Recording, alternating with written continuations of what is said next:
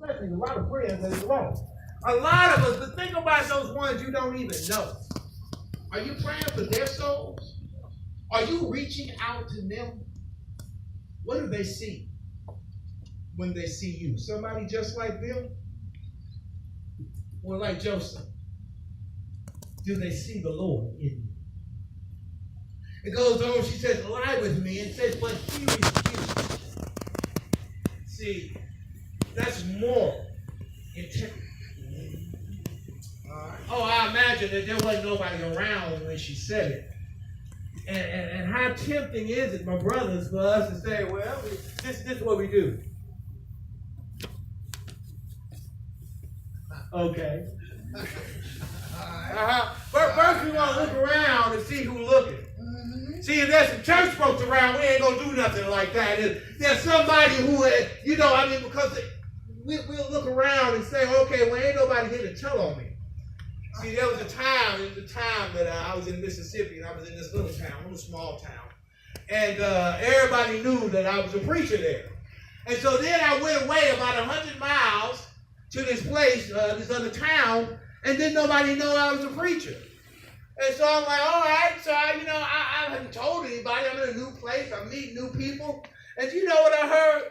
I heard somebody say, Reverend Harrell, watch yourself. Watch yourself. Amen. Because you'd be surprised. Amen. And it really didn't matter whether somebody knew I was. I knew that I was. Amen. Joseph here says no. Because Joseph had moral integrity. Let me show you what Joseph says when he starts talking to her. It starts at 9. He said, there is none greater in this house than I.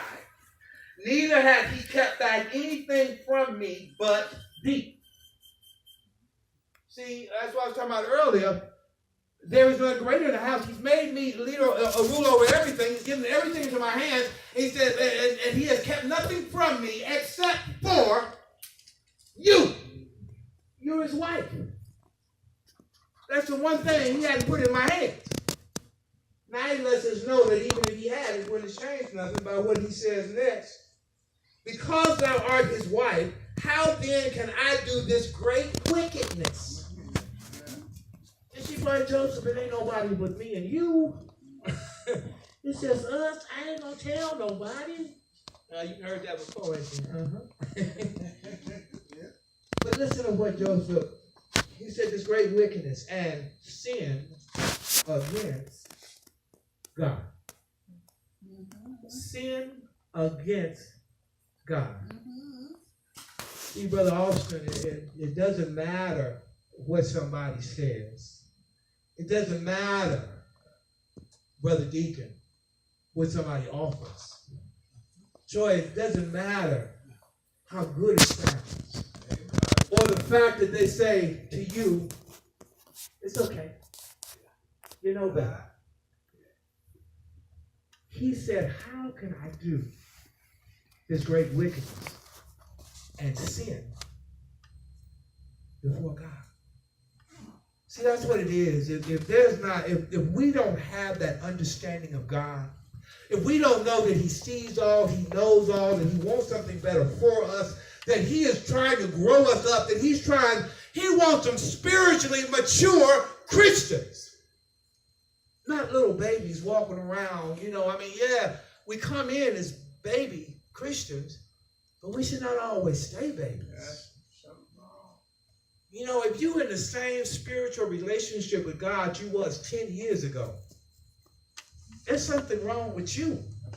I'm not making a judgment. If I was in the same relationship that I was, let's say, when I came into the preaching 21 years ago, there would be something wrong with me.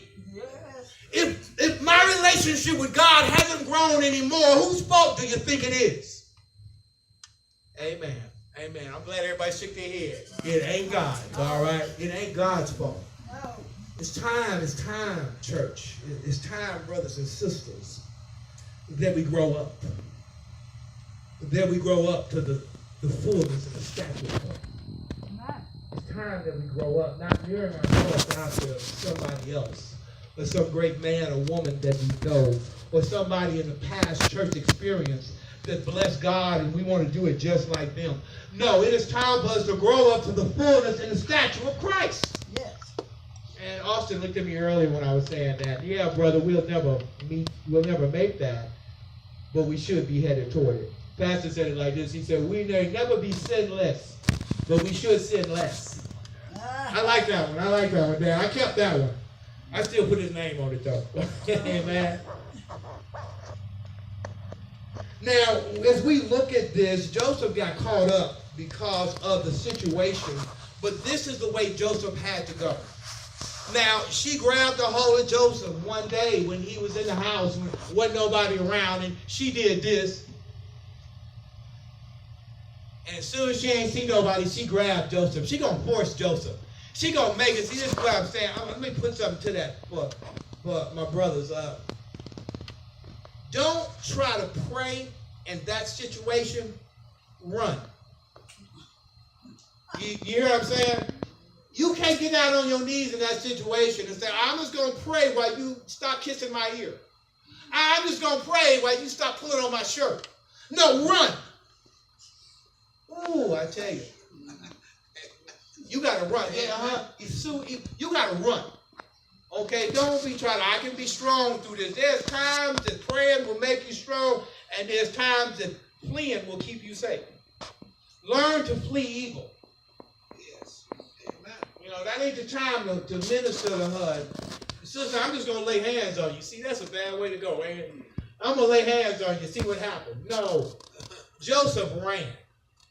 She grabbed a hold of his coat, and that coat came off. And so here she is, she mad, she upset, and she gonna lie. How many of you been lied on? How many of you been talked about? Yes. Okay? And do you know the greatest thing is the more good you do for God, the more the world allows you. The more good you do for God, the more they'll spit on you. The more you serve God. Do you know when you start serving God, they'll crucify you? Do you know when you start serving God, just like Lazarus?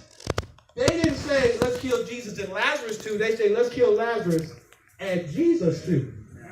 Because Lazarus rose from the dead. He was the proof of who Jesus was. We got to get rid of Lazarus. When you start to live and make the world want to get rid of you, then you know you're working for God. See, everybody's heart started beating a little fast when I said that. Because I don't want to make no enemies. I don't want nobody mad at me. I don't want them wanting to kill me. What? You better get busy for God.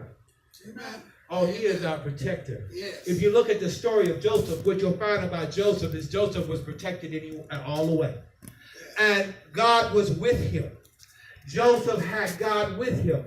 Joseph had a divine calling upon his life. Joseph didn't have to worry about all the things that happened because God was with him and he walked with God. And see, when you do that and you know you're with God, what is it about my life that's so wonderful that I won't give it to him? The one that he gave me. And then he cleansed me. He died upon the cross for my sins and I won't give it back to him. I see a problem there.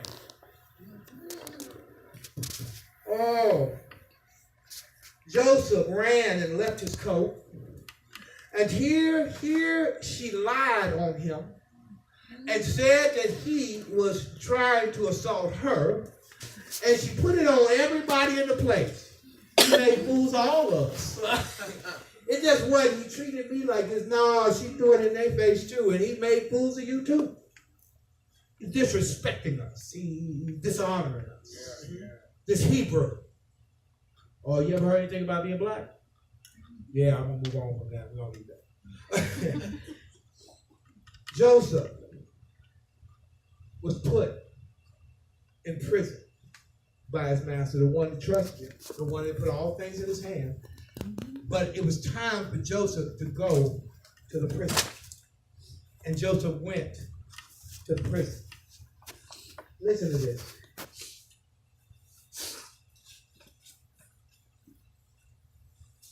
It says, but this is 21. But the Lord was with Joseph. Didn't we just hear that before?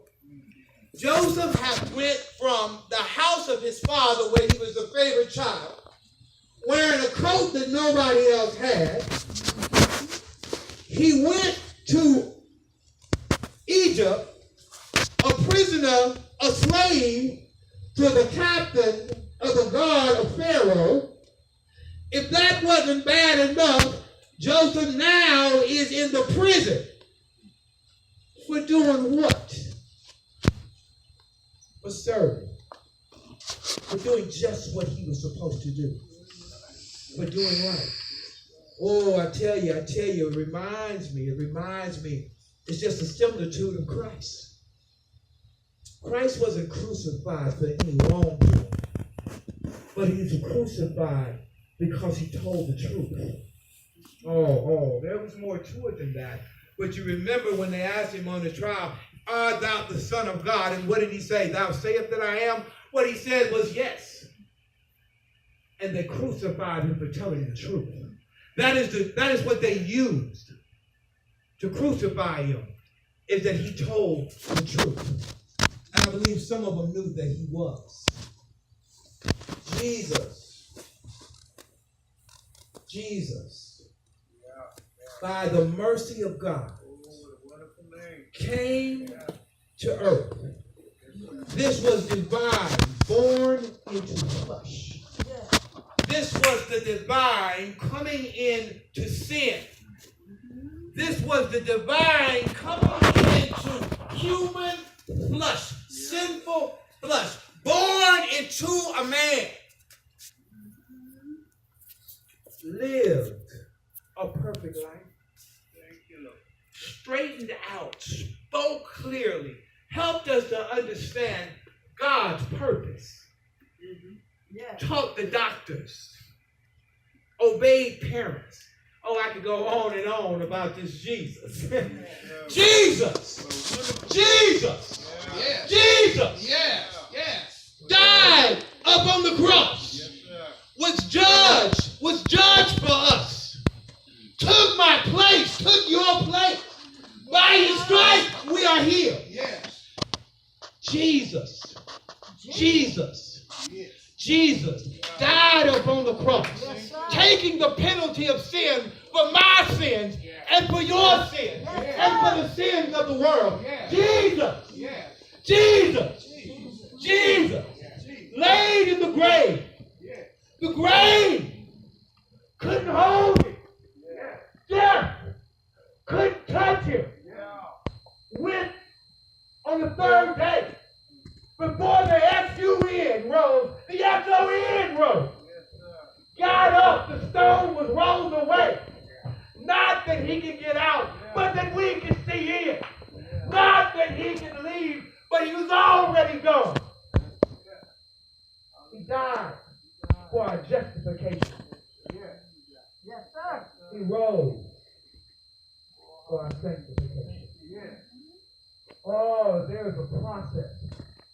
But the process is made easy because Jesus did the work. When he said from the cross, he's finished. Everything that applies to salvation, to us being disconnected from God and being reconnected with him again, everything had been finished. The penalty had been paid. Jesus. Yes, sir. Jesus. When we couldn't, he did. All right. Jesus.